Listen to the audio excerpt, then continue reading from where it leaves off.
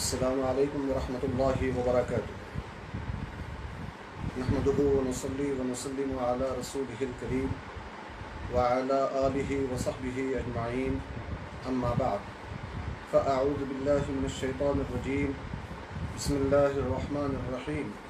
وَإِذْ قَالَ مُوسَىٰ لِفَتَاهُ لَا أَبْرَحُ حَتَّىٰ أَبْلُغَ مَجْمَعَ الْبَحْرَيْنِ أَوْ أَمْضِيَ حُقُبًا صدق اللہ العظیم وبلغنا رسوله النبی الامین الکریم ونحن علی ذلک لمن الشاہدین والشاکرین والحمد للہ رب العالمین۔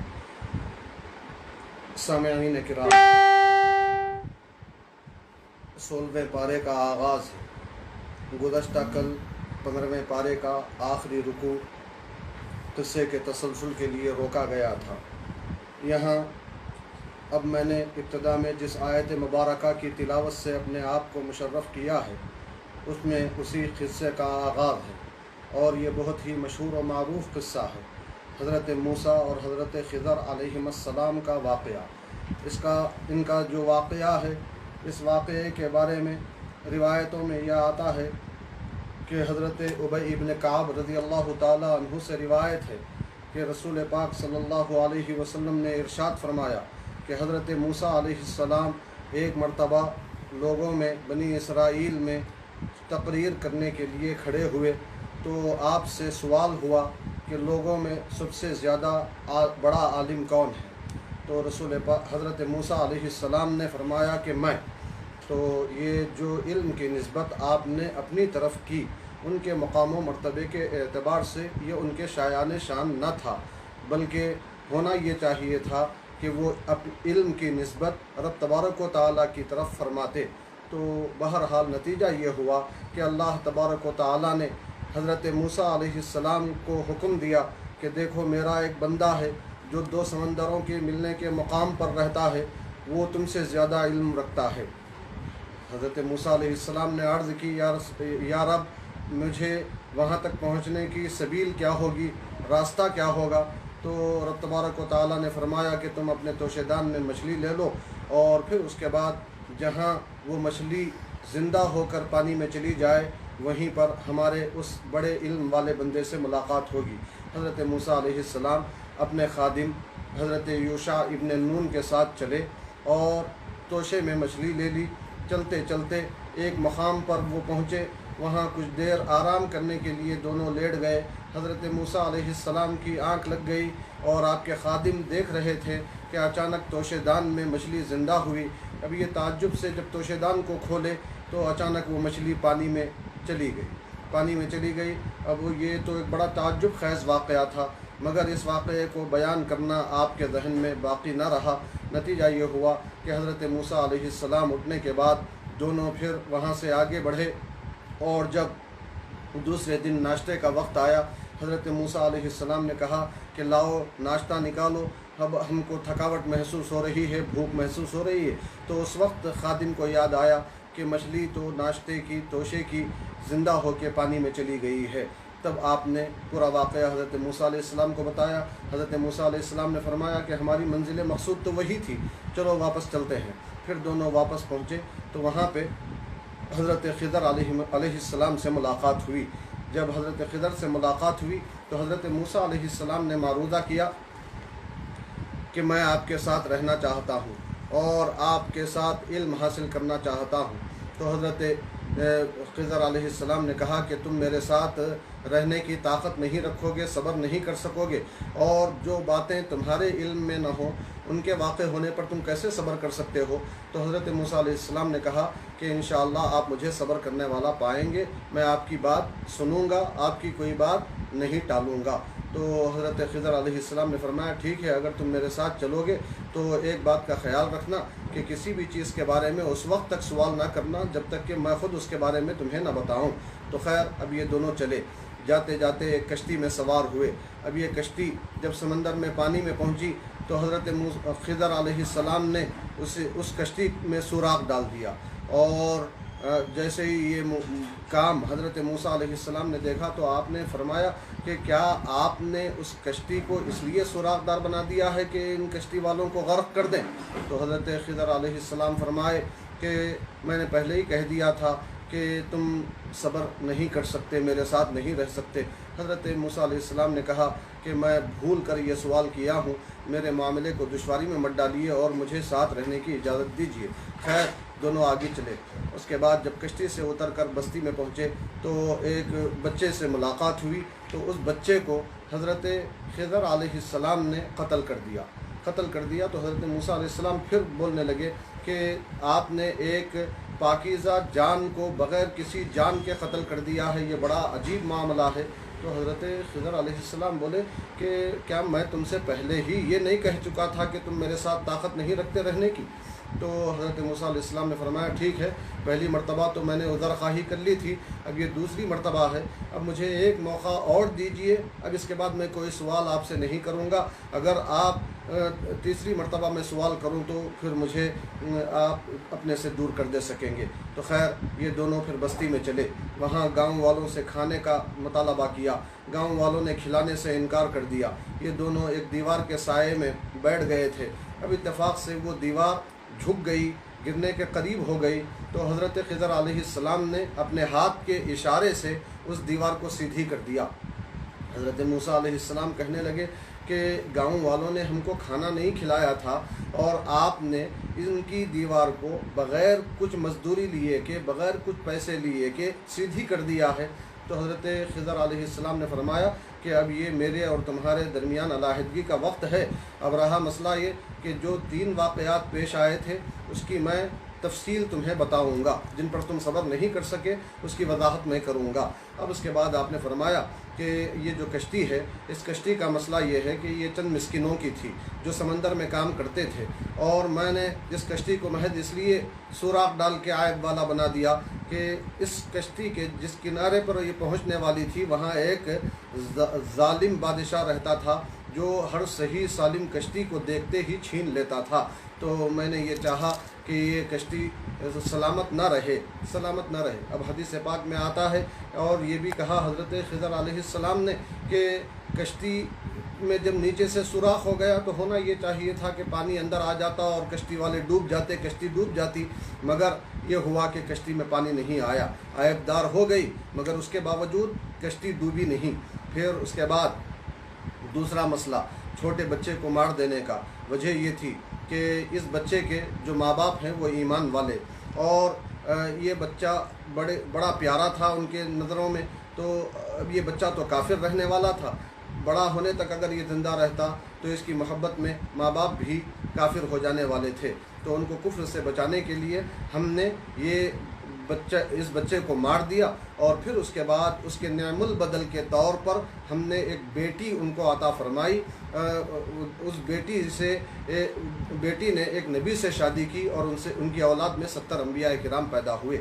یہ پھر اس کے بعد دیوار کا جو مسئلہ ہے، دیوار کا معاملہ یہ ہے کہ اس دیوار کی جڑ میں ایک 2 یتیم بچوں کے والد نے ان بچوں کے لیے ایک خزانہ محفوظ کیا تھا، اور وہ اس خزانے کو یتیم بچوں تک پہنچانا چاہتا تھا، مگر وہ یہ ہے کہ یہ یتیم بچے ابھی جوان نہیں ہوئے ہیں، دیوار گرنے کے قریب ہو گئی۔ اگر یہ دیوار گر جاتی تو نتیجہ یہ ہوتا کہ یہ خزانہ دوسروں کے ہاتھ لگ جاتا۔ تو ہم نے یہ چاہا کہ یہ دیوار صحیح رہے تاکہ خزانہ ابھی محفوظ رہے، جب یہ بچے جوان ہو جائیں تب جا کر یہ دیوار گرے اور خزانہ نکلے اور ان یتیم بچوں تک ان کا حق پہنچ جائے۔ اور یہ جو کچھ میں نے کیا ہے، چاہے کشتی کو عیب دار بنانے کا معاملہ ہو، چاہے بچے کو قتل کرنے کا معاملہ ہو، چاہے یتیموں کے خزانے کو دیوار کے نیچے محفوظ کرنے کے لیے دیوار کو سیدھا کرنے کا معاملہ ہو، یہ میں نے اپنے طور پر نہیں کیا، بلکہ رب تبارک و تعالیٰ کے حکم سے میں نے یہ سب کیا ہے۔ یہ پورا واقعہ یہاں بتلایا گیا۔ تو اس میں جہاں بہت ساری باتیں ہمیں معلوم ہوتی ہیں، وہیں یہ بھی بتلایا گیا کہ دیکھو ایک شاگرد کی یہ ذمہ داری ہے کہ وہ اپنے استاد کے ادب کا پورا خیال رکھے، पूरे ख्याल रखे। यही वजह थी कि हज़रत मूसा अलैहिस्सलाम ने आपकी शागिर्दी अख्तियार करने से पहले उनकी शर्त को कबूल कर लिया था कि मैं आपसे कोई सवाल नहीं करूँगा, मगर इज़्तिरारी तौर पर वाक़यात को देखने के बाद सवालात आपके जहन में आते गए और ज़ुबान पर जारी होते गए। नतीजा ये हुआ कि ये बता दिया गया कि ये सब कुछ जो है एक इल्म लदुन्नी की बुनियाद पर है। इल्म लदुन्नी ये सीना बसीना चलने वाले इल्म को कहा जाता है।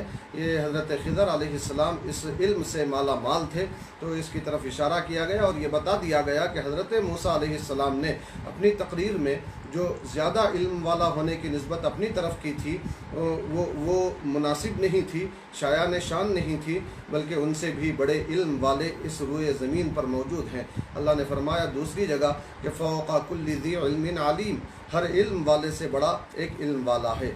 वहीं पर यह भी बतलाया गया कि हज़रत खिज़र अलैहिस्सलाम हालांकि रसूल नहीं हैं, इनके रसूल और नबी होने पर सबका इत्तफ़ाक़ नहीं है। अक्सरियत जमहूर ये कहते हैं कि हज़रत खिज़र अलैहिस्सलाम अल्लाह के वली हैं। वली होने के बावजूद इन करामतों का इज़हार कि कश्ती में सुराख हो गया मगर कश्ती में पानी नहीं आया, और ये दीवार बस एक इशारे से, मोटी दीवार, ऊंची दीवार जिसको कई लोग मिलकर सीधी नहीं कर सकते, हज़रत खिज़र अलैहिस्सलाम ने बस हाथ के इशारे से सीधा कर दिया। ये जो कैफियतें हैं इनको औलिया की करामतों से ताबीर किया जाता है, और अहले सुन्नत व जमाअत का अक़ीदा यही है कि अंबिया औलिया किराम की जो करामतें हैं वो साबित हैं। जिस तरह अंबिया के मौजिज़ात बरहक होते हैं, ऐसे ही औलिया की करामतें भी हक़ होती हैं। इसके बारे में कुरान पाक की बहुत सारी दलीलें हैं। उन दलीलों में एक दलील इससे पहले भी आप सुन के आ चुके हैं तीसरे पारे में कि हज़रत मरियम अला इब्निहा व अलैहिस्सलातु वस्सलाम के कमरे में गर्मा के मौसम में सरमा का फल मौजूद होता था और सरमा के मौसम में गर्मा का फल मौजूद होता था। ये अंबिया किराम नहीं बल्कि औलिया किराम की करामतें हैं।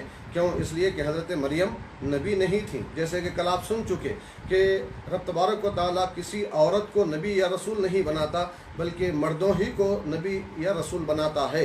तो ये करामतें हैं जो औलिया किराम की जानिब से होती हैं, और इनका दारो मदार भी रब तबारक व तआला की कुदरत पर होता है। इसका ज़िक्र खुसूसियत के साथ यहाँ किया गया। फिर उसके बाद तीसरा वाक़या सूरह कहफ़ में पहला वाक़या गार वाले कहफ़ असहाब कहफ़ के बारे में था, दूसरा वाक़या हज़रत मूसा और हज़रत खिज़र अलैहिस्सलाम के बारे में था। अब ये तीसरा वाक़या सिकंदर ज़ुल्क़रनैन के बारे में है कि ये तीनों वाक़यात के बारे में लोगों ने सरकार से पूछा था, और सरकार अरबी सल्लल्लाहु अलैहि वसल्लम ने वही के नुज़ूल के बाद इन तीनों वाक़यात से लोगों को वाकिफ़ करवाया था। सिकंदर ज़ुल्क़रनैन एक बादशाह थे, ऐसे बादशाह थे कि मशरिक़ व मग़रिब तक उनकी, मशरिक़ से मग़रिब तक उनकी हुकूमत थी। तो ये अपने सफ़र में एक किनारे से ज़मीन के दूसरे किनारे तक पहुँचे। इन्हीं का वाक़या यहाँ बतलाया गया। खुसूसियत के साथ ये बतलाया गया कि ये एक ऐसी कौम के पास पहुँचे जो सही माना में गुफ्तगू करने की सलाहियत नहीं रखती थी। वो लोग बड़ी मुश्किल से अपनी गुफ्तगू समझाने के काबिल हो रहे थे। बहरहाल वो कौम रहती थी कहाँ? ये तुर्किस्तान के इख्तिताम पर आर्मीनिया और अज़रबैजान के दरमियान बिल्कुल करीब में ये कौम वहाँ रहती थी करीब में। वो कौम हज़रत सिकंदर ज़ुल्क़रनैन से बोली कि ये जो आप दोनों तरफ पहाड़ियाँ देख रहे हैं और दोनों पहाड़ियों के दरमियान जो एक रास्ता आप देख रहे हैं, इस रास्ते से याजूज व माजूज आते हैं और पूरी हमारी बस्ती पर तबाही फैला कर चले जाते हैं, इंसानों को मार देते हैं, जो कुछ मुयस्सर आता है वो खा लेते हैं और जो ले जा सकते हैं वो लेकर चले जाते हैं, और हमेशा ये मामला होता रहता है। तो हम आपसे ये दरख्वास्त करते हैं कि आप इन दो पहाड़ों के दरमियान इस मसाफत को एक मजबूत दीवार कायम करके बंद कर दें ताकि याजूज व माजूज उधर से इधर ना आ सकें।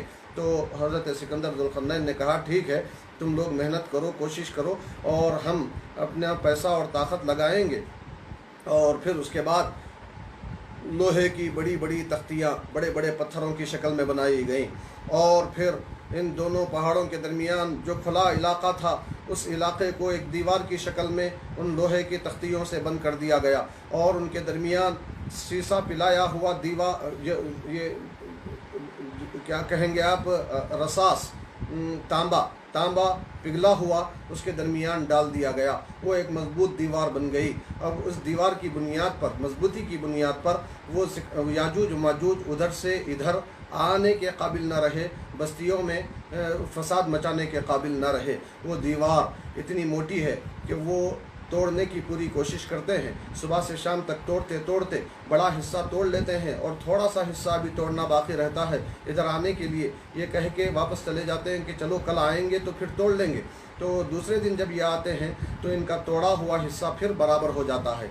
ये अल्लाह की कुदरत से होता है। मगर जब क़यामत के करीब उस दीवार को टूटना है, याजूज माजूज को क़यामत के निशानियों के तौर पर ज़ाहिर होना है, तो उस वक्त में जब वो शाम के वक्त में दीवार को तकरीबन तोड़ कर वापस जा रहे होंगे, तो उन्हीं में से एक बच्चा ये कहेगा कि इंशाअल्लाह कल हम इस दीवार को तोड़ लेंगे। इंशाअल्लाह की बरकत से दूसरे दिन जब वो आएंगे तो वो टूटी हुई दीवार टूटी हुई ही रहेगी, बकिया थोड़ा सा हिस्सा बाकी रहेगा, आसानी से वो तोड़ लेंगे। और जब वो तोड़ लेंगे तो कुरान पाक कहता है कि वो ऐसे आएंगे जैसे पानी की मौजें एक मौज के ऊपर से दूसरी मौज आती है। याजूज माजूज की एक किस्म आएगी तो उनके ऊपर से दूसरे और लोग, उनके ऊपर से दूसरे लोग, याजूज और माजूज पानी के मौजों की तरह आएंगे। तो याजूज और माजूज ये दो इंसानों का नहीं बल्कि दो कबीलों का नाम है। इसका जिक्र यहाँ खुसूसियत के साथ किया गया। ये याजूज और माजूज का निकलना क़यामत की निशानियों में से है, इसका जिक्र किया गया।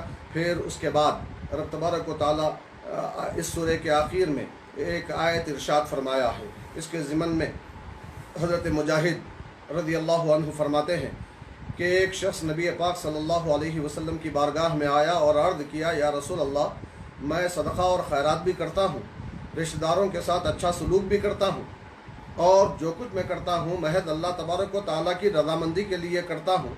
नतीजे में मेरी तारीफ़ की जाती है, लोग मेरा ज़िक्र करते रहते हैं और ये चीज़ मुझे खुश करती है और मैं ख़ुद पसंदी में मुब्तला होता हूँ, तो क्या इसकी वजह से मेरी नेकियां ज़ाय हो जाएंगी? तो रसूल पाक सल्लल्लाहु अलैहि वसल्लम खामोश रहे। आपने इस बारे में कोई जवाब अभी इरशाद नहीं फरमाया था कि रब तबारक व तआला ने कुरान पाक की इस सूरह की आखिरी आयत नाजिल फरमा दी। फरमाया, फमन कान यरजू लिक़ा रब्बिही फलयामल अमलन सालिहा वला युशरिक बिइबादति रब्बिही अहदा। पर जो कोई अपने रब से मुलाकात का यकीन रखता है उसे चाहिए कि वो नेक अमल करता रहे और अपने रब की इबादत में किसी को शरीक न ठहराए। मतलब ये कि नेकियां करते रहो। अगर नेकियां करते वक्त में रियाकारी का ख्याल तुम्हारे दिल में न हो, दिखावे का ख्याल दिल में न हो, उसके बरखिलाफ़ नेकियां करने के बाद ख़ुद ब खुद तुम्हारी शोहरत हो जाए तो तुम उस पर अल्लाह का शुक्र अदा करते रहो। इसकी तरफ इशारा किया गया। फिर उसके बाद अगला सूरह मरियम, चूँकि इस सूरह में हज़रत मरियम अला नबीना व अलैहिस्सलाम का ज़िक्र है, इस मुनासबत से इसका नाम ही सूरह मरियम रखा गया। इस सूरह में सबसे पहले हज़रत ज़करिया अलैहिस्सलाम का वाक़या बयान किया गया है कि ये इंतहाई बुढ़ापे में, जैसे इससे पहले आप तीसरे पारे में सुन चुके हैं कि इंतहाई बुढ़ापे में रब तबारक व तआला से औलाद के लिए दुआ करते रहते थे। आप ये कहते थे कि ऐ मेरे परवरदिगार, मेरी हड्डियाँ कमज़ोर हो चुकी हैं, मेरे सर के बाल सफ़ेद हो चुके हैं और सूरत हाल ये है कि मैं कभी आपसे दुआ करके नाकाम नहीं रहा। अब मुझे मेरा मसला ये है कि मेरे विसाल के बाद मेरे जो रिश्तेदार हैं उनसे मुझे अंदेशा है कि वो दीन पर नहीं चलेंगे। और दूसरी तरफ सूरत हाल ये भी है कि मेरी बीवी भी बांझ है। इन सब सूरतों के बावजूद ऐ परवरदिगार, मुझे अपने पास से एक बेटा अता फरमाइए जो मेरा भी वारिस व जानशीन हो और औलाद याकूब का भी जानशीन हो। ये दुआ हज़रत ज़करिया अलैहिस्सलाम करते रहे। तो अल्लाह तबारक व तआला ने फरमाया, ऐ ज़करिया, हम तुम्हें एक बेटे की बशारत देते हैं जिनका नाम याहिया होगा और ये एक ऐसा नाम होगा कि इससे पहले किसी और को ये दुनिया में नाम नहीं मिला। तो जैसे ही रब तबारक व तआला ने खुशखबरी सुनाई तो उन्होंने मारूज़ा किया कि परवरदिगार, मुझे बेटा कैसे हो सकता है जबकि मेरी बीवी बांझ है और मैं इंतहाई बुढ़ापे को पहुँच चुका हूँ। तो रब तबारक व तआला ने फरमाया कि मामला ऐसा ही है, बात ऐसी ही होगी। तुम कोई ताज्जुब इसलिए मत करो कि तुम कुछ न थे, मैंने तुमको पैदा किया था, तो अब तुम तो मौजूद हो, तो तुम्हारे अंदर दोबारा ताकत को लौटा देना और साहिब औलाद बना देना मेरे लिए कोई मुश्किल नहीं है। तो हज़रत ज़करिया अलैहिस्सलाम ने मारूज़ा किया, इलाहुल आलमीन मेरे लिए मेरे बीवी के हामिला होने की कोई निशानी मुकर्रर कर दे। तो अल्लाह ताला ने फरमाया तुम्हारी निशानी ये है कि तुम 3 रात मुसलसल लोगों से गुफ्तगू ना कर सकोगे, ज़िक्र करना चाहोगे ज़ुबान चलेगी, इबादत करना चाहोगे, तस्बीह करना चाहोगे, ज़ुबान चलेगी, मगर लोगों से गुफ्तगू करने के लिए तुम्हारी ज़ुबान काम नहीं करेगी। तो यही हुआ। चंद दिनों के बाद ये अलामत ज़ाहिर हुई। हज़रत ज़करिया अलैहिस्सलाम ने लोगों को इशारा कर दिया कि तुम सुबह शाम रब तबारक व तआला की तस्बीह बयान करते रहो। इस निशानी के ज़ाहिर होने के चंद दिनों के बाद हज़रत यहया अलैहिस्सलाम दुनिया में जलवागर हुए। अल्लाह ताला फरमाता है कि अल्लाह ने बचपन ही में हज़रत यहया अलैहिस्सलाम से ख़िताब करके फ़रमाया कि ऐ यहया, किताब मजबूती से थाम लो, इस पर अमल करो। और अल्लाह फरमाता है कि हमने इनको बचपन ही में नबूवत से सरफराज फरमा दिया और इनको इनके वालिदैन का फरमा बरदार बना दिया। फिर अल्लाह ताला ख़ुद फरमाता है, इनकी शान ये है कि इन पर इनके विलादत के दिन भी सलामती है, जिस दिन ये विसाल करेंगे उस दिन भी सलामती है, और जिस दिन दोबारा उठाए जाएंगे ज़िंदा करके उस दिन भी इन पर सलामती है। इसका खुसूसियत के साथ ज़िक्र किया गया। ये अम्बिया और औलिया की शान होती है कि आम लोगों का मामला अजीब होता है। दुनिया में आते हैं तो सलामती नहीं होती, माँ के पेट से आते ही रोने लगते हैं, फिर जब दुनिया से क़ब्र में जाते हैं तो वहाँ भी एक अजीब माहौल उनके सामने आता है, वहाँ भी परेशानी का माहौल होता है। और फिर उसके बाद जब आखिरत में उठेंगे क़ब्र से तब भी यही कैफियत होगी। मगर अम्बिया और औलिया जो अल्लाह के ख़ास फ़ज़्ल करम में होते हैं, उनकी शान ये होती है कि वो विलादत के दिन भी रब तबारक व तआला के फ़ज़्ल करम में होते हैं, और विसाल के दिन भी, और दोबारा उठाए जाने के दिन भी। यहाँ एक नबी के बारे में ये खुशखबरी बता दी गई, और इसके बाद के रुकू में भी हज़रत ईसा अलैहिस्सलाम की शान में भी तकरीबन यही कलिमात आए हैं। तो ये बता दिया गया कि ये नुफूस क़ुदसिया हैं जो इन परेशानी वाले दिनों में अमन में रहेंगे। फिर इसके बाद हज़रत मरियम अलैहिस्सलाम का वाक़या बयान किया गया कि हज़रत मरियम पानी नहाने के लिए अपने घर के मशरिक़ी हिस्से में तशरीफ़ ले गई, जहाँ वो सब निगाहों से अवझल होकर पानी नहा ली, कपड़े बदल ली। तो उस वक्त में एक इंसान को, नौजवान को अपने सामने पाया। तो आप बड़ी मुत्तक़िया थीं, परहेज़गार थीं, अल्लाह की मुंतखब बंदी थीं। आपने उस आने वाले नौजवान से कहा कि अगर तुम खुदा का खौफ रखते हो तो मेरे करीब मत आना, मुझे मत छीना। तो उस वक्त में उस आने वाले शख्स ने कहा कि तुम परेशान मत हो, मैं तुम्हारे रब का भेजा हुआ फ़रिश्ता हूँ और मैं तुम्हें एक साफ़ सुथरा बेटा देने के लिए आया हूँ। तो हज़रत मरियम कहने लगी कि मुझे बेटा कैसे हो सकता है जबकि किसी इंसान ने मुझे छुआ तक नहीं है और मैं ज़ानिया भी नहीं हूँ। तो हज़रत जिब्रील अलैहिस्सलाम जो इंसानी शक्ल में आए थे, आपने फरमाया कि बात ऐसी ही है, रब का ऐसा ही फ़ैसला है और ये अल्लाह पर बहुत आसान है। बहरहाल ये कि हज़रत जिब्रील अलैहिस्सलाम ने उनके गिरबान में फूंक मारा, उसी से हमल करार पाया और उसी से हज़रत ईसा अलैहिस्सलाम की विलादत अमल में आई। विलादत से पहले की अजीब घड़ी थी। हज़रत मरियम बदनामी के अंदेशे से बस्ती के बाहर चली गई थी, तन्हाई में जंगल में थी, वहाँ कोई मुनिस व गमखार न था। तो वहाँ भी हज़रत जिब्रील अलैहिस्सलाम तशरीफ़ लाए और हज़रत जिब्रील अलैहिस्सलाम ने उनको तसल्ली दी और कहा कि जिस दरख्त के तने से तुम टेक लगा कर बैठी हो वो सूखा हो चुका है, खुश्क हो चुका है, मगर तुम्हारी गोद में आने वाला जो बच्चा है उसकी बरकत से अब ये दरख्त तरोताज़ा हो जाएगा, इस पर खाने के काबिल खजूर लगाएंगे। और फिर तुम्हारे पैरों के पास जो नहर है वो भी सूख चुकी है, मगर आने वाले मुबारक बच्चे के कदमों की बरकत से इस नहर में पानी जारी हो जाएगा। तो तुम अपने बच्चे को देखकर आँखों को ठंडक पहुँचाते रहो, दिल को सुकून पहुँचाती रहो और इस नहर का पानी पियो और इस खजूर के दरख्त से खजूर खाओ। फिर उसके बाद جب بستی میں جانا ہو اور لوگ تم سے تمہارے بچے کے بارے میں سوال کریں تو لوگوں سے کہہ دینا کہ میں صوم سکوت سے ہوں، خاموشی کے روزے میں ہوں، اور بچے کی طرف اشارہ کر دینا کہ جو پوچھنا ہو بچے ہی سے پوچھ لو۔ تو حضرت مریم نے ویسا ہی کیا۔ بالآخر جب لوگوں نے سوال کیا اور آپ نے یہ کہہ دیا کہ جو پوچھنا ہے بچے سے پوچھ لو، تو اس وقت میں ماں کی گود سے حضرت عیسیٰ علی نبینا وعلیہ الصلاۃ والسلام نے ببانگ دہل کہا کہ انی عبداللہ آتانی الکتاب وجعلنی نبیا وجعلنی مبارکن اینما کنت واوصانی بالصلاۃ والزکاۃ ما دمت حیا وبرا بوالدتی ولم یجعلنی جبارا شقیا والسلام علی یوم ولدت ویوم اموت ویوم ابعث حیا۔ یعنی آپ نے فرمایا کہ میں اللہ کا بندہ ہوں، مجھے اللہ نے کتاب عطا فرمائی ہے اور نبوت سے سرفراز فرمایا ہے، اور اللہ نے میں جہاں کہیں رہوں برکت والا بنا دیا ہے، اور مجھے اللہ نے حکم دیا ہے کہ میں نماز پڑھتا رہوں، زکوٰۃ ادا کرتا رہوں جب تک زندہ رہوں، اور میں اللہ نے مجھے حکم دیا ہے کہ میں میری والدہ کا فرما بردار رہوں، اور اللہ نے مجھے ظالم اور بدبخت نہیں بنایا ہے۔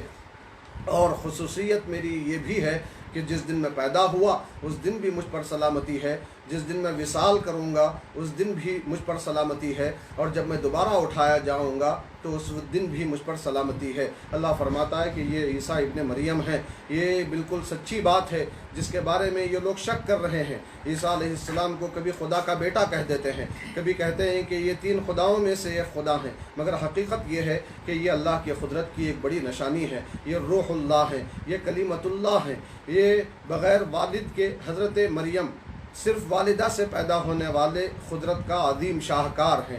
پھر اس کا ذکر خصوصیت کے ساتھ یہاں کیا گیا۔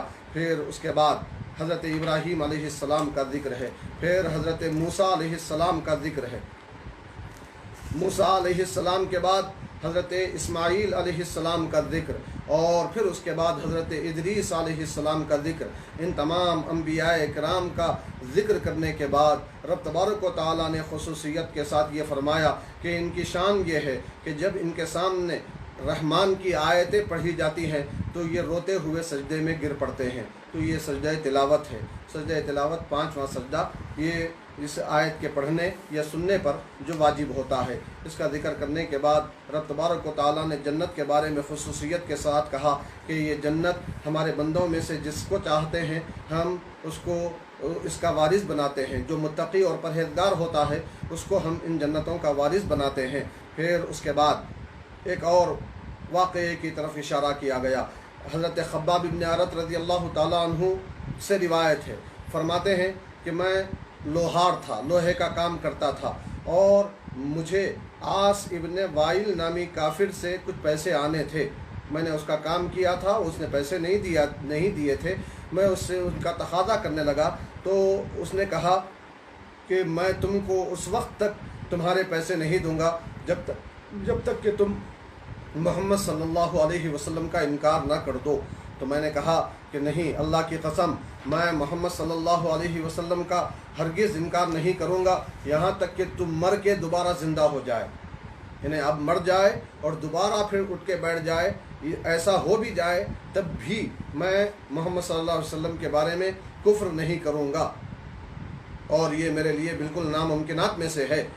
تو اس وقت میں عاص ابن وائل نے کہا، کیونکہ وہ دوبارہ اٹھائے جانے کا عقیدہ نہیں رکھتا تھا، کہنے لگا ٹھیک ہے، جب میں مر جاؤں دوبارہ اٹھا دیا جاؤں تو اس وقت میرے پاس آنا اور تمہارا جو مال میرے ذمے ہے وہ لے لینا، وہاں میں دے دوں گا۔ تو اللہ تبارک و تعالیٰ نے یہاں کچھ آیتیں نازل فرما دی، جس میں فرما دیا کہ افرأیت الذی کفر بآیاتنا وقال لأوتین مالا وولدا، کیا پس یہ کافر عاص ابن وائل جو ہماری آیتوں کا انکار کیا ہے اور یہ کہتا ہے کہ میں میدان محشر میں بڑے مال سے سرفراز کیا جاؤں گا اور اولاد مجھے دی جائے گی، کیا اس نے رب تبارک و تعالیٰ سے کوئی وعدہ لیا ہوا ہے؟ کیا غیب کی خبریں اس کو معلوم ہو گئی ہیں جس کی بنیاد پر ایسا دعویٰ کر رہا ہے؟ انہیں ہرگز ایسا نہیں ہے، بلکہ اللہ نے فرمایا کہ ہم تو بس ان کو ڈھیل دے رہے ہیں، اور جو کچھ یہ گستاخیاں کر رہے ہیں اس کو ہمارے فرشتے لکھ رہے ہیں، اور ہم اس کے سبب ان کے عذاب میں اور اضافہ کریں گے۔ اس کا یہاں ذکر کیا گیا۔ پھر اس کے بعد اس سورہ کی آخری آیتوں کے بارے میں امام مسلم علیہ الرحمۃ والرضوان نے اپنی صحیح میں ایک روایت بیان کی ہے۔ حضرت ابو ہریرہ رضی اللہ تعالیٰ عنہ سے مروی ہے کہ رسول پاک صلی اللہ علیہ وسلم نے ارشاد فرمایا کہ جب رب تبارک و تعالیٰ کسی بندے سے محبت کرتا ہے تو حضرت جبریل علیہ السلام کو بلاتا ہے اور فرماتا ہے کہ دیکھو میں فلاں بندے سے محبت کرتا ہوں، تم بھی ان سے محبت کرو۔ تو حضرت جبریل اس بندے سے محبت کرنے لگتے ہیں۔ پھر اس کے بعد آسمانوں میں اعلان کر دیا جاتا ہے کہ دیکھو اللہ فلاں بندے سے محبت کرتا ہے، تم لوگ بھی ان سے محبت کرو۔ تو پورے آسمان والے ان سے محبت کرنے لگتے ہیں، جیسا یہ حدیث اس سے پہلے بھی آپ سن چکے ہیں۔ تو مفسرین کرام فرماتے ہیں جو اس سورہ کی آخری آیتوں میں رب تبارک و تعالیٰ نے یہ ارشاد فرمایا کہ سَيَجْعَلُ لَهُمُ الرَّحْمَنُ وُدًّا إِنَّ الَّذِينَ آمَنُوا وَعَمِلُوا الصَّالِحَاتِ، بے شک جو لوگ ایمان لائے اور نیک اعمال کیے، سَيَجْعَلُ لَهُمُ الرَّحْمَنُ وُدًّا، ان قریب رحمان ان کے لیے آپس میں ان کے دلوں میں محبت پیدا کر دے گا، محبت ڈال دے گا۔ یہی وجہ ہے کہ آپ دیکھتے ہیں ایک انسان جو ایمان والا اور نیک عمل کرنے والا ہوتا ہے، دنیا کے دوسرے کونے میں رہنے والے انسان کو کبھی اس نے دیکھا نہیں ہوتا، مگر وہ اس سے ایمان اور عمل صالح کی بنیاد پر نہ صرف محبت کرتا ہے بلکہ جب بھی وہ دعا کرتا ہے تمام ایمان والوں کو اپنی دعاؤں میں محبت کے ساتھ شامل کر لیتا ہے۔ یہ اللہ کی طرف سے ڈالی ہوئی محبت ہے۔ یہی وجہ ہے کہ دنیا میں ہم اللہ کے مقبول بندوں کو بہت سارے جو گزر چکے ہیں دیکھے نہیں، مگر اس کے باوجود آج ہم ان سے محبت کرتے ہیں، ان کا نام لیتے ہیں، ان کا ذکر کرتے ہیں۔ وجہ یہی ہے کہ اللہ تبارک و تعالیٰ نے ان کی محبت ہمارے دلوں میں ڈال دی ہے، جیسے ان کی محبت ہمارے دلوں میں اللہ نے ڈالی ہے۔ ہمیں یقین ہے کہ رب تبارک و تعالیٰ اپنے فضل و کرم سے ہم گناہ گاروں کی محبت بھی اپنے محبوب اور مقبول بندوں کے دلوں میں ڈالے گا۔ نتیجے میں کل وہ ہماری میدان قیامت میں انشاءاللہ شفاعت کریں گے۔ پھر اس کے بعد اگلا سورہ سورہ طٰہٰ ہے۔ سورہ طٰہٰ صلی اللہ علیہ وسلم، یہ نبی پاک صلی اللہ علیہ وسلم کے اسماء گرامی میں سے ہے۔ یہ سرکار پاک صلی اللہ علیہ وسلم کے دل کو خوش کرنے کے لیے اور تسلی کے لیے اس سورہ کا نام رب تبارک و تعالیٰ نے یہی رکھا، اور اس سورہ میں آپ ہی کے نام نامی سے خطاب کرتے ہوئے سورہ کا آغاز فرمایا۔ اس سورہ میں جہاں بہت سارے مضامین بیان ہوئے ہیں، تفصیلی واقعہ حضرت موسیٰ علیہ السلام کی ولادت کا ہے، نہ صرف ولادت بلکہ ولادت سے لے کر تقریباً اختتام تک پورے واقعے کا یہاں احاطہ کیا گیا ہے۔ حضرت موسیٰ علیہ السلام جن حالات میں پیدا ہوئے وہ سبھی پر آشکار ہیں کہ جادوگروں نے بتا دیا تھا کہ ایک بچہ اس زمانے میں پیدا ہونے والا ہے جو اے فرعون تیری سلطنت کے خاتمے کا سبب ہوگا۔ تو فرعون نے ہر پیدا ہونے والے بچے کو قتل کرنے کا منصوبہ بنا لیا، اور جہاں بھی جو بچہ پیدا ہوتا تھا اسے مار دیا جاتا تھا۔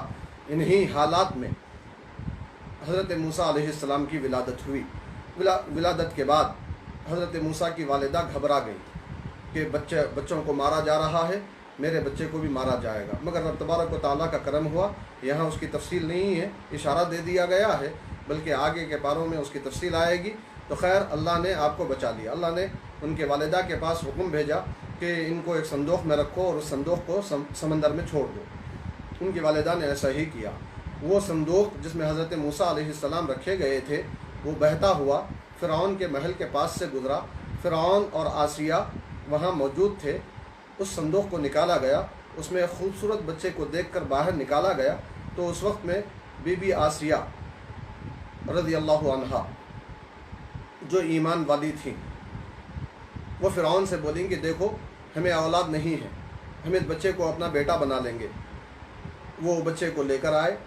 فرعون کے دل میں خطرہ تھا کہ ہو سکتا ہے یہی بچہ میرے بادشاہت کو ختم کرنے کا سبب بنے گا۔ اب اس بچے کو پالنے تو لگے۔ چند دنوں بعد یہ ہوا کہ ایک مرتبہ حضرت موسیٰ علیہ السلام فرعون کے گود میں بیٹھے ہوئے تھے، اچانک اس کی داڑھی کے بال پکڑ کے انہوں نے کھینچ دیا۔ تو اس کو یقین ہو گیا کہ یہی بچہ میری بادشاہت چھیننے والا ہے۔ تو اس وقت بی بی آسیہ نے کہا کہ دیکھو چھوٹا بچہ ہے، इम्तिहान ले लो तसल्ली के लिए। कैसे इम्तिहान लिया जाए? तो उन्होंने कहा कि 2 बर्तनों में एक तरफ अंगारे रख दो और एक तरफ मोती या गुलाब के फूल रख दो, बच्चे को छोड़ दो। अगर बच्चा मोतियों या गुलाब के फूलों की तरफ चला जाए तो समझ लेना कि ये बच्चा बड़ा होकर तुम्हारी बादशाहत को ख़त्म करने वाला है, तुमको इससे नुकसान है। और अगर ये अंगारे की तरफ चला जाए तो समझ लेना कि ये मासूम बच्चा है, इससे कोई नुकसान होने वाला नहीं है। तो इस तरह आपका इम्तिहान लिया गया। तो हज़रत मूसा अलैहिस्सलाम मोतियों या फूलों के बर्तन की तरफ हाथ बढ़ा रहे थे तो हज़रत जिब्रील अलैहिस्सलाम दिखाई दिए बगैर आ गए। अल्लाह के फरिश्ते हैं, वो आ सकते हैं। वो आए और हज़रत मूसा अलैहिस्सलाम का हाथ अंगार के बर्तन की तरफ बढ़ा दिए। हज़रत मूसा अलैहिस्सलाम अंगार का डल्ला लेकर अपने मुंह में डाल दिए। फौरी तौर पर वो अंगार का डल्ला तो निकाल लिया गया, मगर बच्चे थे, छोटे थे, नज़ाकत थी, वो छोटे से अंगार के डल्ले से आपकी ज़ुबान जल गई। नतीजा ये हुआ कि आपकी ज़ुबान में लुकुनत आ गई, बात करने में थोड़ा तकल्लुफ़ होता था। तो रब तबारक व तआला से आपने दुआ की, उस वक्त में दुआ की जब आप अपने ससुराल मदियन से वापस आते वक्त में, रात के वक्त में, वादी मुक़द्दस, वादी तुआ में रब तबारक व तआला ने पहला खिताब आपसे फरमाया था। वादी मुक़द्दस, अल्लाह ने फरमाया इन्नका बिल वादिल मुक़द्दसी तुआ, ऐ मूसा तुम अपने एक मुक़द्दस वादी में हो जिसका नाम तुआ है। फरमाया इन्नी अना रब्बुका फ़ख़्ला नालैक, ऐ मूसा मैं तुम्हारा रब हूँ, अपने नालैन उतार दो। फरमाया इन्ननी अनल्लाह ला इलाहा इल्ला अना फ़अबुदनी व अक़िमिस्सलात लिज़िक्री, बेशक मैं ही अल्लाह हूँ, मेरे सिवा कोई इबादत के लायक नहीं, मेरी ही इबादत करो और मेरे ज़िक्र के लिए, मेरी याद के लिए नमाज कायम करते रहो। ये तमाम बातें जो पहले ख़िताब के तौर पर रब तबारक व तआला ने फरमाई, तो उन्हीं बातों में अल्लाह ने ये भी फरमाया कि मूसा फ़िरौन के पास जाओ, वो सरकश हो गया है, उसे दावत दो। तो आपको फौरी याद आ गया कि आपकी ज़ुबान में लुकुनत है, जाके समझाएंगे, बात करेंगे, तकल्लुफ़ होगा तो लोग मजाक उड़ाएंगे। इसलिए आपने अल्लाह ताला से दुआ की। क्या दुआ की? रब्बि शरह ली सदरी वयस्सिर ली अमरी वहलुल उक़दतम मिन लिसानी यफ़क़हू क़ौली वजअल ली वज़ीरम मिन अहली हारून अख़िशदुद बिही अज़री वअशरिकहु फ़ी अमरी कै नुसब्बिहका कसीरन व नज़कुरका कसीरन इन्नका कुन्ता बिना बसीरा क़ाल क़द ऊतीता सुअलका या मूसा। दुआ की कि ऐ मेरे परवरदिगार, मेरे लिए मेरा सीना खोल दे, मेरे काम को आसान फरमा दे मेरे लिए, और मेरी ज़ुबान में जो गिरह है उसे दूर फरमा दे ताकि लोग मेरी बात समझ जाएं, और मेरे घर वालों में से ये हारून जो मेरे भाई हैं इनको मेरा शरीक कार बना दे, मेरा वज़ीर बना दे, जिनके ज़रिए से मेरी पुश्त मजबूत हो, और इनको मेरे साथ कार नबूवत में शरीक फरमा दे ताकि हम तेरी बहुत कसरत के साथ तस्बीह बयान करें और तेरा कसरत से ज़िक्र करें। ऐ अल्लाह तू हमको देख रहा है। तो अल्लाह ने फरमाया कि ऐ मूसा तुम्हारी दुआ कबूल कर ली गई, तुम्हारा मुतालबा पूरा कर दिया गया। तो ये दुआ की कबूलियत के बाद हज़रत मूसा अलैहिस्सलाम हज़रत हारून के साथ फ़िरौन की तरफ चले। मगर उससे पहले यहाँ मुफस्सिरीन किराम फरमाते हैं कि दुनिया में किसी भाई ने अपने भाई का पर इतना एहसान नहीं किया, किसी भाई ने अपने भाई को उतना फ़ायदा नहीं पहुँचाया जितना फ़ायदा हज़रत मूसा अलैहिस्सलाम ने हज़रत हारून अलैहिस्सलाम को पहुँचाया। कि आपकी दुआ के सब हज़रत हारून को नबूवत के फरीज़े में शामिल कर लिया गया, आपको भी रसूल बना दिया गया। ये इससे बड़ा फ़ायदा और क्या हो सकता है। तो खैर ये दोनों चले फ़िरौन के पास, जाके उसे दावत दी, उसने मानने से इनकार कर दिया और पूछने लगा कि मूसा तुम्हारा रब कौन है। तो हज़रत मूसा अलैहिस्सलाम ने इरशाद फरमाया कि हमारा रब वो है जो हर चीज़ को उसकी खिलकत अता करता है, हर चीज़ को पैदा करता है, फिर उसको ज़िंदगी गुजारने के ढंग बताता है। तो उस वक्त में फ़िरौन ने पूछा कि पहले वालों का क़िस्सा क्या है। हज़रत मूसा अलैहिस्सलाम ने कहा कि उसका इल्म मेरे रब के पास किताब में मौजूद है, हर चीज़ महफूज है, कोई चीज़ भुलाई जाने वाली नहीं है। वो अल्लाह जिसने तुम्हारे लिए ज़मीन को रास्ता बना दिया, रहने की जगह बना दिया, उसमें रास्ते बना दिया और आसमान से बारिश बरसाया और फिर उसी बारिश से आसमान से रब तबारक व तआला मुख्तलिफ़ किस्म के नबातात उगाता है, तो तुम उसमें से खाओ और अपने जानवरों को चराओ। यकीनन इसमें अक्लमंदों के लिए कई निशानियाँ हैं। फिर यही ज़मीन है कि इसी ज़मीन से हमने तुम्हें पैदा किया है, इसी ज़मीन में हम तुम्हें लौटाएंगे और इसी से हम तुम्हें दोबारा उठाएंगे। ये वो जुमला है जो अमूमी तौर पर क़ब्र में किसी मुसलमान को रखने के बाद 3 ढेले मुसलमान देते हैं, मिट्टी की 3 मुट्ठियाँ देते हैं, तो इसको पढ़ते हैं कि मिन्हा खलक़नाकुम, कि हमने इसी मिट्टी से तुमको पैदा किया है, वफ़ीहा नुईदुकुम, और इसी मिट्टी में हम तुमको दोबारा लौटाएंगे, व मिन्हा नुखरिजुकुम तारतन उखरा, और इसी मिट्टी से हम तुम्हें दोबारा ज़िंदा करेंगे, निकालेंगे। ये ज़िक्र करने के बाद फ़िरौन कहने लगा, क्या तुम अपने जादू के ज़रिए से हमें हमारी सरज़मीन से निकालने के लिए आए हो? ठीक है, हम भी अपने जादूगरों को बुलाते हैं। जादूगरों को बुलाया गया। 9वें पारे की तफसीर में आप इसका खुलासा सुन चुके हैं। जादूगर नाकाम हो गए। हज़रत मूसा अलैहिस्सलाम के आसे ने अजदहा बनकर सब के जादू को हज़म कर लिया। नतीजा ये हुआ कि वो सब के सब मुसलमान हो गए।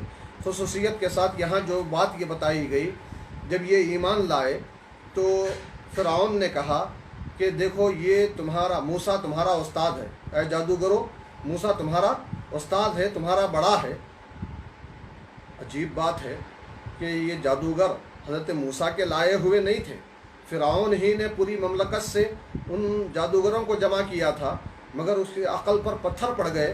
वो कहने लगा कि मूसा उस्ताद है और तुम शागिर्द हो, इसीलिए तुम लोगों ने मूसा को मान लिया है और उन पर ईमान लाए हो, मगर मैं छोड़ने वाला नहीं हूँ। मैं तुमको बतौर सज़ा के ये करूँगा कि तुम्हारे हाथ और पैर उल्टे सिमत में काट दूँगा और तुमको खजूर की छालों में फांसी पर चढ़ा दूँगा, और तुम समझ जाओगे कि कौन हमें ज़्यादा सख्त सज़ा दे सकता है और कब कौन ज़्यादा बाकी रहने वाला है। तो उस वक्त में उन ईमान लाने वाले जादूगरों ने बबांगे दुहल कहा कि हम हज़रत मूसा जो दावत लेकर आए हैं उस पर तुझे हरगिज़ भी तरजीह नहीं देंगे, तू जो फ़ैसला करना है कर, जो सज़ा देना है दे। तो मुफस्सिरीन इकराम फरमाते हैं तो बहरहाल उसने इस तफसीर पर, इस अपनी धमकी पर अमल किया और उन ईमान लाने वालों के हाथों और पैरों को काट दिया और उनको सूली पर लटका दिया और वो ईमान पर शहीद हो गए। हज़रत अब्दुल्लाह इब्न अब्बास रज़ी अल्लाह ताला अन्हुमा फरमाते हैं कि बड़ा अजीब मामला इन लोगों का था कि कानू फ़ी अव्वलिन नहारी सहारतन व फ़ी आखिरिन नहारी शुहदा बरारतन, कि उनकी शान ये थी कि सुबह के अव्वल वक्त में वो जादूगरों की शक्ल में आए थे, मगर दिन गुज़रते गुज़रते शहीद और नेक बन गए। ये बड़ा दर्जा पाली इनके ऊपर हुआ, इसका ज़िक्र फरमाया गया। फिर उसके बाद हज़रत मूसा अलैहिस्सलाम के वाक़े ही का तसलसल है कि रब तबारक व तआला ने कोह तूर पर आपको तौरात लेने के लिए बुलाया, तो हज़रत मूसा अलैहिस्सलाम अपनी कौम के साथ चले, मगर कौम से आगे आप चले गए। हज़रत हारून को आप पीछे अपना जानशीन बना दिया। हज़रत हारून वहाँ रुके रहे, हज़रत मूसा आगे चले गए। वहाँ जाते ही रब तबारक व तआला ने पूछा कि वमा अअजलका अन कौमिका या मूसा, अय मूसा तुम अपनी कौम से जल्दी क्यों आ गए? तो हज़रत मूसा अलैहिस्सलाम ने अर्ज़ की कि इलाहुल आलमीन वो मेरे पीछे आ रहे हैं, मैं जल्दी इसलिए आया ताकि तू राज़ी हो जाए। तो अल्लाह ने फरमाया, अय मूसा तुम्हारे आ जाने के बाद तुम्हारी कौम को हमने आजमाइश में डाल दिया है, सामरी नामी जादूगर ने तुम्हारी कौम को बहका दिया है। तो हज़रत मूसा बड़े गुस्से में वहाँ से लौट के कौम के पास आए तो अजीब मामला देखा कि सामरी जादूगर ने सब लोगों के पास से जो सोना था वो लेकर पिघलाया और एक बछड़ा बनाया और उस बछड़े में कुछ डाल दिया, तो वो बछड़ा आवाज़ें लगाने लगा और सामरी जादूगर कहने लगा कि देखो मूसा अपने खुदा को यहाँ भूल कर कहीं और अपने खुदा का दीदार करने के लिए गए हैं। ये खुदा तुम्हारा खुदा है, ये बछड़ा तुम्हारा खुदा है। ये कह रहा था। हज़रत मूसा अलैहिस्सलाम गुस्से में आए और गुस्से में आते ही सबसे पहले हज़रत हारून पर अपने गुस्से का इजहार फरमाया। चूँकि हज़रत हारून अलैहिस्सलाम को उन्होंने जानशीन बनाया था, तो अब हज़रत हारून पर गुस्सा करने लगे। तो आपने फरमाया कि देखिए, मैं आपके पीछे इसलिए नहीं आया कि अगर मैं आ जाता तो कुछ लोग मेरे साथ आ जाते और कुछ लोग यहाँ सामरी जादूगर के साथ रह जाते। उस वक्त में आप कहते कि मैं बनी इसराइल में तफरीक़ा डाल दिया हूँ, 2 जमातें बना दिया हूँ। मैं यहाँ इसलिए रुका रहा ताकि बनी इसराइल पूरे एक साथ रहें और आप आएँ तो मामले को संभाल लें। तो खैर, हज़रत मूसा अलैहिस्सलाम सामरी जादूगर की तरफ पलटे और उससे पूछा कि तेरा क्या हाल है, कैसे तूने इस बछड़े को ज़िंदा कर दिया, आवाज़ें लगाने वाला बना दिया। तो उसने कहा कि मैंने वो चीज़ देखी जो किसी और ने नहीं देखी थी। बात दरअसल ये है कि जब हज़रत मूसा अलैहिस्सलाम दरिया में अपनी कौम को लेकर रास्ते बनने के बाद आगे बढ़ गए थे, फ़िरऔन और उसकी फ़ौज पीछे आ गई थी। फ़िरऔन के घोड़े पानी में दाखिल होने के लिए तैयार न थे, पानी में बने हुए रास्तों में दाखिल होने के लिए तैयार न थे। तो उस वक्त में हज़रत जिब्रील अलैहिस्सलाम एक घोड़ी पर सवार होकर फ़िरऔन के घोड़े के सामने से तेज़ी के साथ आगे बढ़े, तो फौरी तौर पर फ़िरऔन का घोड़ा भी आगे बढ़ गया। तो उस वक्त में अब ये सामरी जादूगर कहता है, मैंने अजीब माजरा ये देखा कि जिब्रील अलैहिस्सलाम की घोड़ी का कदम जहाँ जहाँ पड़ता था वहाँ उसी वक्त घास पैदा हो जाती थी। यानी जिब्रील अलैहिस्सलाम की बरकत से घोड़ी में भी इतनी बरकत आ गई थी कि उसके कदम के पड़ने पर वहाँ ज़िंदगी पैदा हो जाती थी। मैंने ये बात देखी तो वहीं से कुछ मिट्टी ले ली और अपनी जगह महफूज कर ली थी। वही मिट्टी मैंने आज सोने के बछड़े के मुंह में डाली तो उसी से वो बछड़ा ज़िंदा हो गया।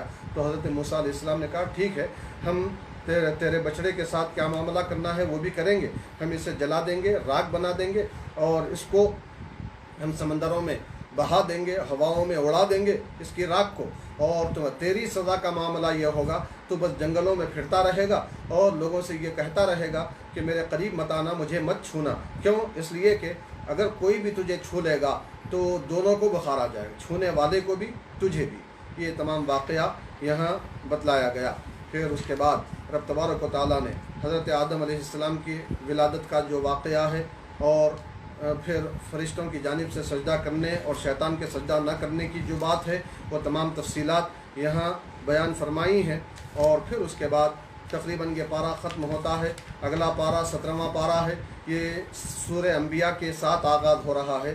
अंबिया नाम का ये जो सूरा है इसकी वजह तस्मिया ये है कि इसमें रब तबारक व तआला ने अंबिया किराम के वाक़यात बयान फरमाए हैं। फिर उसके बाद इस सूरे में इस पारे की पहली आयतों में रब तबारक व तआला ने क़यामत के करीब होने का जिक्र करते हुए फरमाया कि लोग क़यामत से गफलत में हैं, मुँह मोड़े हुए हैं।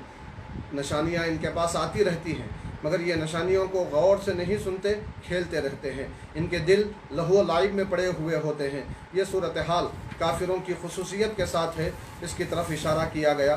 और फिर उसके बाद रब तबारक व तआला ने फरिश्तों की शान इसी पारे के दूसरे रकू में बयान फरमाया वमन इंदहु ला यस्तकबिरून अन इबादतिही वला यस्तहसिरून।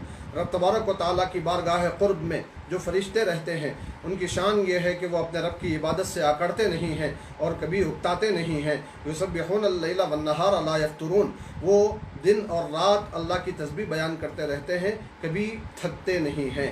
ये जो जुमला है इसके बारे में उलमा इकराम फरमाते हैं, मुफस्सिरीन इकराम फरमाते हैं कि अगर कोई आदमी अपने अंदर कसलमंदी पाता हो, सुस्ती पाता हो, काम करने में लगन न हो, तो वो इस जुमले को कसरत से पढ़ता रहे कि युसब्बिहूनल लैला वन्नहारा ला यफ्तुरून, युसब्बिहूनल लैला वन्नहारा ला यफ्तुरून, युसब्बिहूनल लैला वन्नहारा ला यफ्तुरून। ये सूरह अंबिया की 20वीं आयत है, 20 नंबर की आयत है। इस आयत को पढ़ते रहने से थकावट, सुस्ती, काहली, कसलमंदी ख़त्म हो जाती है और काम करने का जज्बा, आज़्म पैदा होता है।